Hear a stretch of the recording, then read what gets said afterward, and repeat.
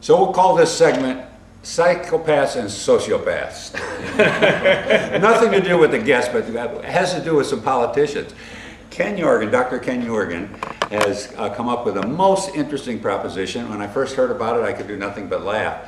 You know the stuff we've listened to and watched politicians for a long time. Dr. Yorgan has an idea to maybe resolve some of this stuff, ferret some of it out, and eliminate it. You go ahead, take the floor, Dr. Okay. Yorgan. Well, first let me say it's a pleasure to be here with you, George. You know, I've been a big fan for quite some time. Yeah, what I've come up with and I'm working on is the idea of a direct legislation initiative, which I'm sure you're familiar with. Direct legislation is something that the citizens put forward and include on a ballot for themselves to vote on. California was famous for this. Proposition 8 was. Yeah, Proposition 13 was one of the earliest ones where they put strict limits on tax increases there. That goes back 30 Right, years. that's probably the one I'm thinking of. Prop 8 is maybe a different one. Okay, But yeah. Prop 8 had to do with taxes. Anyway, this is a similar thing. And what I want to do is, you're familiar with how if you get a minimum wage job at like Walmart or someplace like that, you have to sign permission to be subjected to random drug testing. Okay. Now, these kind of jobs have very little impact on the social structure. However, I think politicians, public office holders have the potential for a great deal of impact on the social structure. And yet they are not subject to any screening at this time. Yeah. What I would like to see is a screening mechanism by which we determine if somebody is a psychopath or a sociopath. Which I think would make somebody uniquely disqualified to hold public office. But I'm not saying that they should be disallowed from running.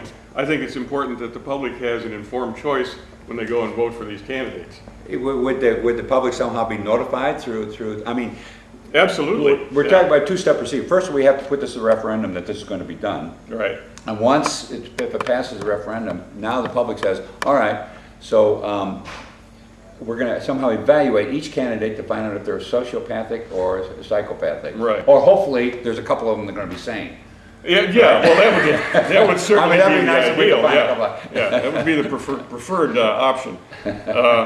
But I think it's important that a lot of people probably don't know what a psychopath or a sociopath is. Yeah, well, let's get that. It's generally called pathological personality disorder, or which means that they don't function well in society. I mean, they don't function to the benefit of society in general. Some examples, historic examples of psychopaths would be Adolf Hitler. Well, yeah, definitely has problems. And it goes right down to people like Ted Bundy, who was a serial killer. I mean, there are not everybody who's a psychopath or a sociopath is going to be a serial killer, but of course the tendency for them to act more in their interest than in the interest of the public is very, very great indeed. Yeah, and not that that's a trait amongst any politicians, but Oh no! I mean, when you look at the characteristics of a sociopath or a psychopath, I'm sure that none of these characteristics will probably remind you of any politician that you know. You got a list there? Oh yeah, yeah. Oh, A grandiose sense of self. You know, I mean, of self-importance. I can't think of any politician that fits that, though. Yeah, well, there may be candidates in the future, and I think it's important that we look to the future. Yeah, just in case. Pathological lying is another one. Lack of remorse, shame, lying by politicians? Shallow emotions, need for stimulation, irresponsibility and unreliability. Promiscuous sexual behavior. Oh, now there have been. I think there have been a couple instances of that. We do have around a couple of those. Yeah. Now that in and of itself certainly shouldn't disqualify somebody from public office, but I think it's something that it'd be nice if we knew about it in advance. Yeah, know about it in advance, right? And be able to take it into consideration when you're in the voting booth. Do you think that we could actually, is there a way to determine that? Could we have discovered, for instance, Bill Clinton's proclivity for Monica Simpson, Monica, whatever. What was her name? Monica Lewinsky. Monica Lewinsky, yeah. I think probably the tendency would have been revealed. I don't know that. That would have been very interesting. interesting. I don't know that the object of his emotional Mr. Presidential candidate, it comes up here that you might like to engage in certain unusual activities in the Oval Office in our testing. Well, perhaps there should be a position to fulfill that need, on the staff. I don't know. That's a whole different question that we probably shouldn't explore here.